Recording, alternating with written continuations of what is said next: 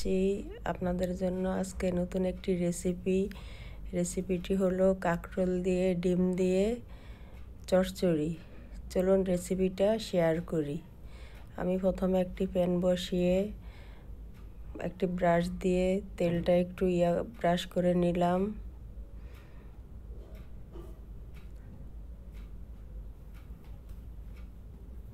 এরপর আবার বেশি করে তেল দিয়ে নিলাম।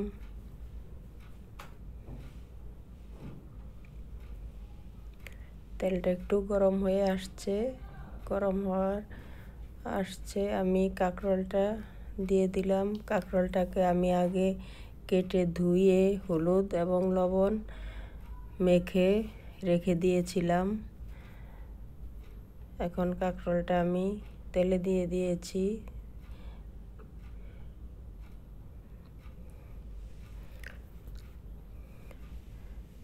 কাঁকরোল এভাবে ভাজি করলে কিন্তু অনেক মজা হয়।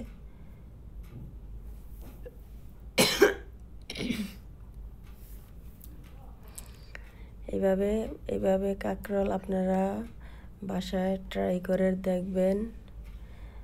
এভাবে কাঁকরোল ভাজি করলে কিন্তু অনেক মজা, মাছ মাংস লাগে না।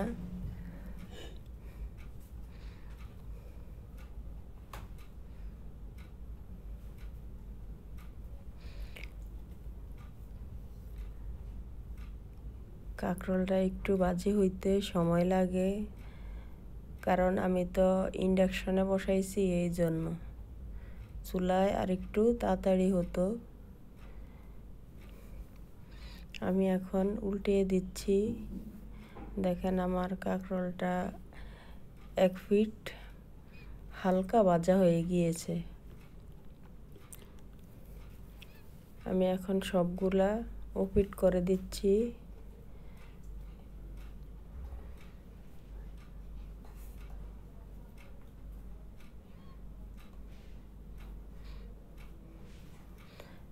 আপনারা কাঁকরোলটাকে আগে কেটে তারপরে ধুয়ে পানিটা ভালোভাবে শুকিয়ে হলুদ এবং লবণ মরিচ দিয়ে মেখে রেখে দিবেন। আমি এখন আবার একটু উল্টানি দিয়ে দিচ্ছি। দেখুন আমার ওই পিঠটা ভালো করে ভাজা হয়ে গিয়েছে। আমি ওপুট করে দিচ্ছি। আমার চুলাটা 1600 ভোল্টে দেওয়া আছে, 1600 ওয়াটে দেওয়া আছে। আমার এই কাঁকরোলগুলি ভাজা শেষ। এখন এগুলা নামিয়ে বাকিগুলোও দিয়ে দিচ্ছি।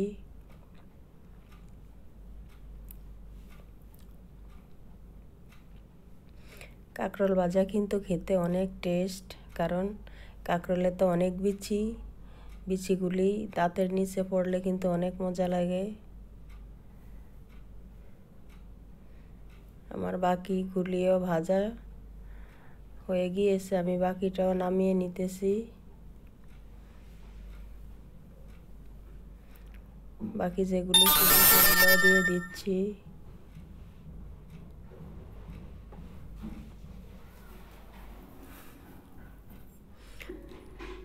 দেখেন কাঁকরোলগুলোর কালার কত সুন্দর।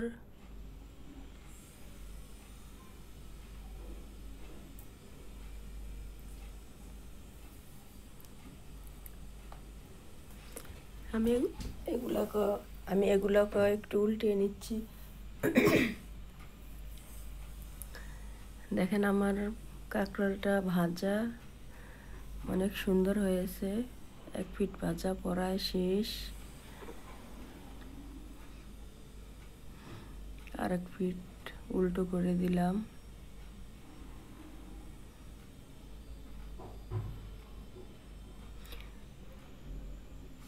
গ্যাসের চুলায় হলে কিন্তু আরো জলদি হয়ে যেত, কিন্তু ইন্ডাকশনে একটু সময় লাগে।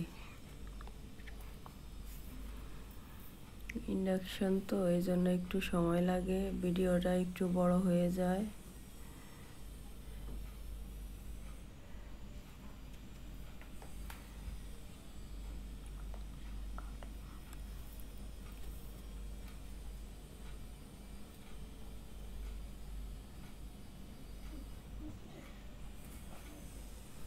আমার কাঁকরোলগুলি সব ভাজা শেষ। আমি উঠিয়ে মাঝখানে পেঁয়াজটা দিয়ে দিলাম, পেঁয়াজ, কাঁচামরিচ, বাকি যে কাঁকরোলগুলি ছিল সেগুলো উঠিয়ে নিলাম। উঠিয়ে পেঁয়াজটাকে ভেজে নিব। পেঁয়াজটা আমি ভেজে নিচ্ছি। এখন আমার একটু তেল লাগবে, তেলটাও আমি দিয়ে দিচ্ছি।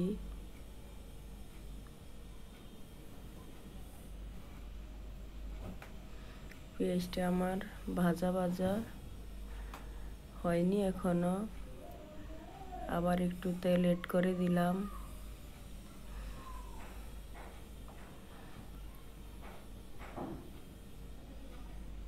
পেঁয়াজটা ভাজা ভাজা হলে আমি দুটো ডিম এড করে দিব।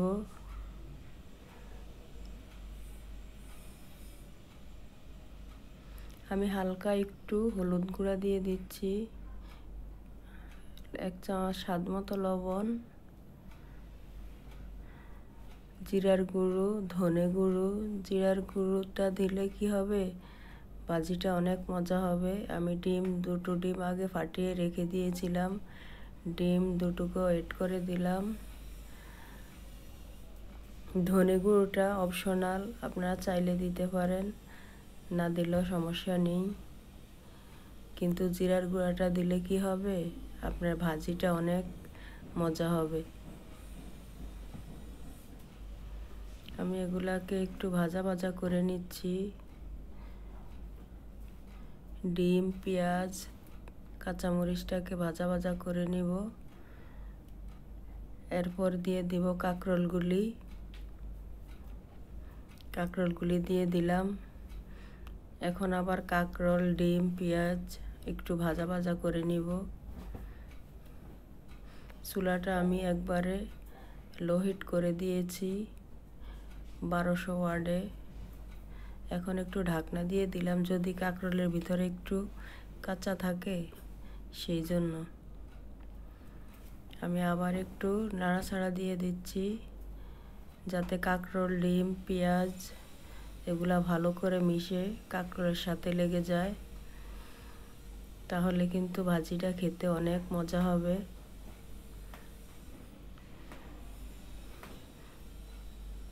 আমি আবার একটু ঢেকে দিচ্ছি 1-2 মিনিটের জন্য।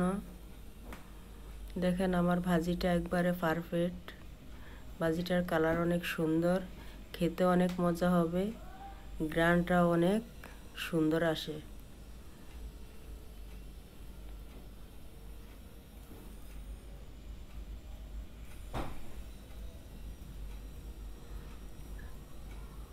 আমার ভিডিওটি যদি ভালো লাগে আপনারা একটা লাইক দিবেন।